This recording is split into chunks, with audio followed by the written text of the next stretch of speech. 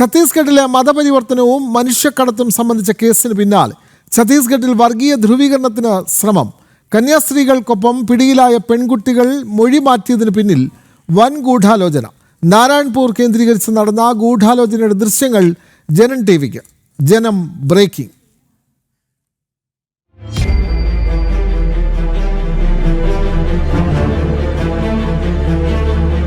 സ്ഥലം മാവോയിസ്റ്റ് സ്വാധീന മേഖലയായ നാരായൺപൂരിലെ CPI ജില്ലാ കൗൺസിൽ ഓഫീസ്. CPI നേതാക്കൾക്കൊപ്പം നിൽക്കുന്നത് ദുർഗിൽ കന്യാസ്ത്രീകളിൽ നിന്നും രക്ഷിച്ച ആദിവാസി പെൺകുട്ടികളും കുടുംബവും.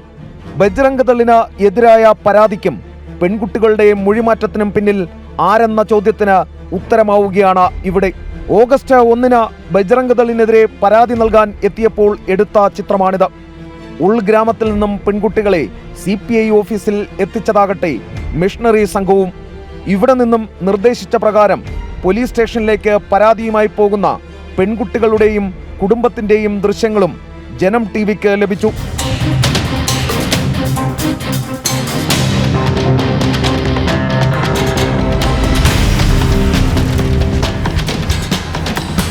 കന്യാസ്ത്രീകൾ ജാമ്യം കിട്ടി ഇറങ്ങിയതോടെ ദുർഗിലുണ്ടായിരുന്ന ഒരു വിഭാഗം മാധ്യമങ്ങളെ നാരായൺപൂരിലെത്തിച്ച് CPIയും മിഷണറി സംഘവും പെൺകുട്ടികളെ അവർക്ക് മുന്നിലും അവതരിപ്പിച്ചു. കഴിഞ്ഞ 2 ദിവസവും നാരായൺപൂരിൽ CPIയുടെ സംരക്ഷണയിലായിരുന്നു പെൺകുട്ടികളും കുടുംബവും.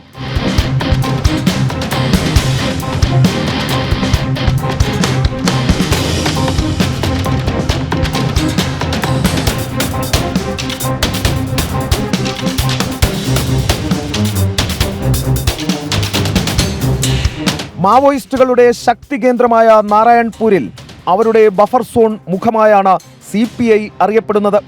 കേരളത്തിൽ നിന്നുള്ള ഇടതു നേതാക്കളുടെ നിർദ്ദേശം അനുസരിച്ചാണോ ഗൂഢാലോചന എന്നതാണ് ഉയരുന്ന ചോദ്യം. എസ് ശ്രീകാന്ത്, ജനം, ഛത്തീസ്ഗഡ്.